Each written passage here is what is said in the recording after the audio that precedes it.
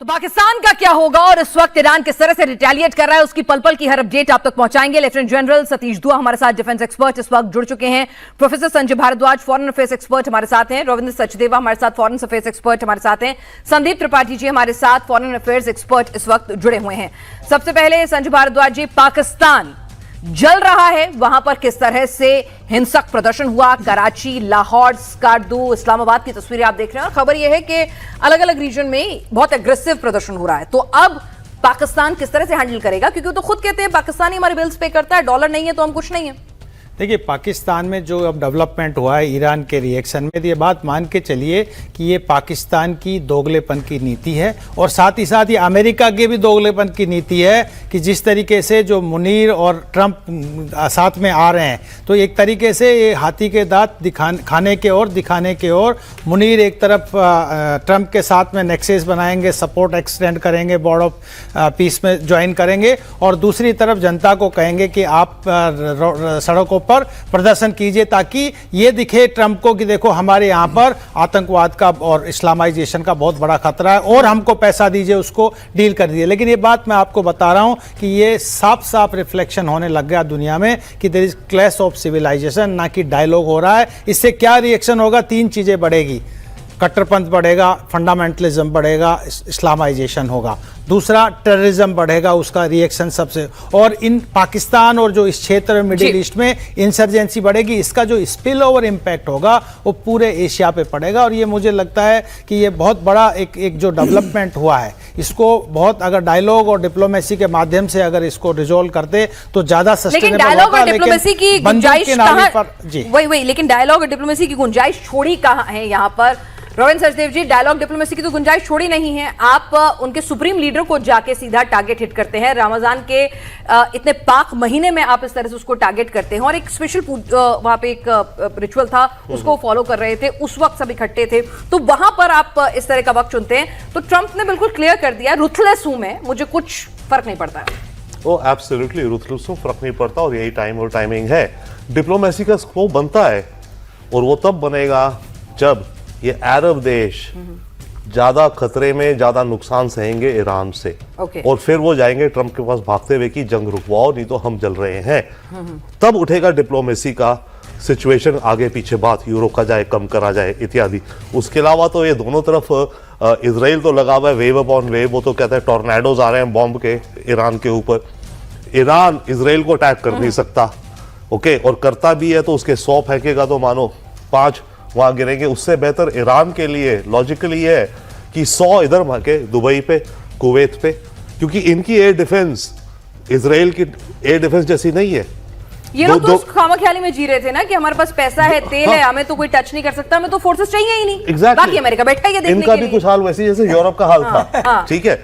तो अब ईरान अगर इनको अटैक करेगा दुबई में, अमेरिकन बेसिस को करेगा, कर सकता है। ऑयल कंपनी जो अमेरिकन मेजॉरिटी है, इंफ्रास्ट्रक्चर प्रोजेक्ट्स जो अमेरिकन बड़े बड़े इन्वेस्टर्स हैं, ट्रंप का इंटरनेशनल होटल है दुबई में, उस पर अटैक करेगा, कर सकता है। दुबई की आप देखिए, दुबई की आप हालत देख लीजिए कि दुबई के अंदर मॉल की बात कर लीजिए, उनके बड़े 5 स्टार्स की बात कर लीजिए, एयरपोर्ट की बात कर लीजिए, हर जगह मिसाइल हमले, बिल्डिंग में भी एक ड्रोन अटैक हुआ, उसके बाद किस तरह से वहां पर आग की लपटें लगाई, इस तरह की खबरें भी लगातार सोशल मीडिया में फ्लोट कर रही हैं, आ रही हैं। तो दुबई में नुकसान हो रहा है, बहरीन से तस्वीरें आ रही हैं, कतर से तस्वीरें आ रही हैं, दोहा से तस्वीरें, हर जगह से जिस तरह से मास डिस्ट्रक्शन की तस्वीरें आ रही हैं। तो ईरान ने कह दिया है कि भाई खोने के लिए अब कुछ बचा नहीं है, अब अस्तित्व की लड़ाई है, अब स्वाभिमान की लड़ाई है।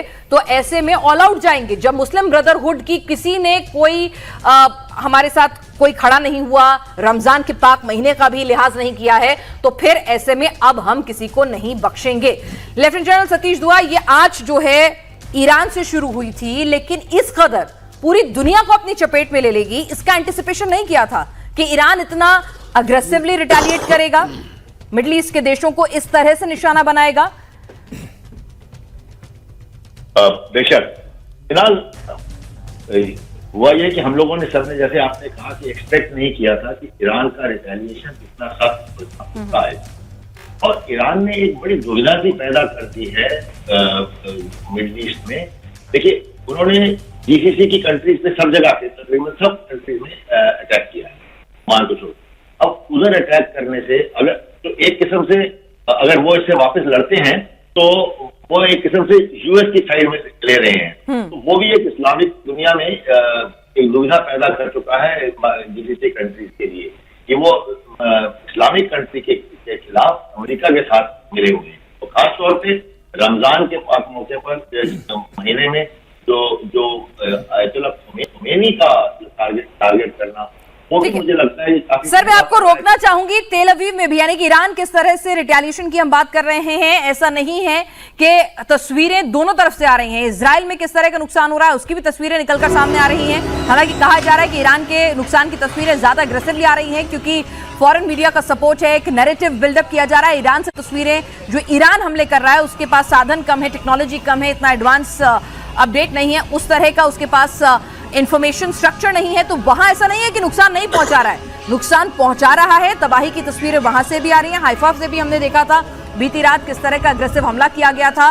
तो यहां पर ईरान का रिटेलिएशन भी लगातार जारी है और ईरान भी कह रहा है कि भाई अब खोने के लिए कुछ नहीं बचा है, तो फिर अब हम अपनी हर मिसाइल को निकालेंगे। वो अपने प्रोपेगेंडा वीडियोस जो है वो भी लगातार रिलीज कर रहा है कि देखिए बैलिस्टिक मिसाइलों, सुपरसोनिक मिसाइलों, हम हर तरह की मिसाइलें, अपने साजो सामान सब निकालेंगे। जब आपने हमारे सुप्रीम लीडर को ही मार दिया है, जब अमेरिका के साथ ही सारे मुस्लिम मुल्क जाके खड़े हो गए हैं, मुस्लिम ब्रदरहुड रमजान के पाक महीने किसी भी चीज का लिहाज नहीं किया जा रहा है, तो फिर अब हम भी लिहाज नहीं करेंगे। प्रोफेसर संदीप त्रिपाठी, ऐसा लग रहा है कि भाई अब तो वर्ल्ड वॉर 3 जैसी सिचुएशन ही आ जानी है, या फिर ईरान अलग थलग पड़ेगा जब मिसाइल सारी खत्म हो जाएंगी। उसके बाद हम जो कहते हैं ना अमेरिकन हेट्रेट, वो उसकी कौम में इस कदर बस जाएगी कि टेररिज्म की शक्ल में वो कभी ना कभी, आज नहीं तो आज से कुछ सालों बाद, अमेरिका से निकलेगी वो हेट्रेट। देखिए, आपने बहुत बड़ा सवाल किया है कि किस कदर तक, किस हद तक।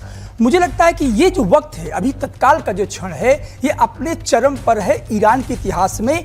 रिजीम चेंज से रिजीम कंसोलिडेशन ने कर दिया ट्रंप ने। अब ट्रंप ने क्या किया, ईरान को कंसोलिडेट कर दिया है। वहाँ के आम जनता में, जो जनमानस में एक और ज़्यादा, क्योंकि आप बता ही रहे हैं कि पवित्र महीना चल रहा है और जिस प्रकार से अमेरिका ने मारा है, मुझे लगता है कि ईरान के अंदर इस समय भयंकर यूनिटी है। और ईरान कहता क्या है कि सनम हम डूबे हैं, तुम्हें ले डूबेंगे। तो मतलब यह है कि ये जो बगल के हैं, जो जिनकी चर्चा हम अभी कर रहे थे, ओमान की चर्चा कर रहे थे, बहरीन की चर्चा कर रहे थे, कुवैत की कर रहे थे, ये सबसे ज्यादा फ्रॉड कंट्री यही है। और क्योंकि इन्होंने क्या किया है कि पूरा लग्जरी आलिशान जिंदगी, लाइविश लाइफ जी रहे थे अमेरिका के आशीर्वाद से, और ईरान को पूरी तरीके से डैमेज करने का सबसे बड़ा काम। इसीलिए मुझे लगता है जो सबसे ज्यादा अटैक हो रहा है वो कहां पर हो, दुबई पे हो रहा है। दुबई क्या है, सिंबल है किसका, लग्जरी का।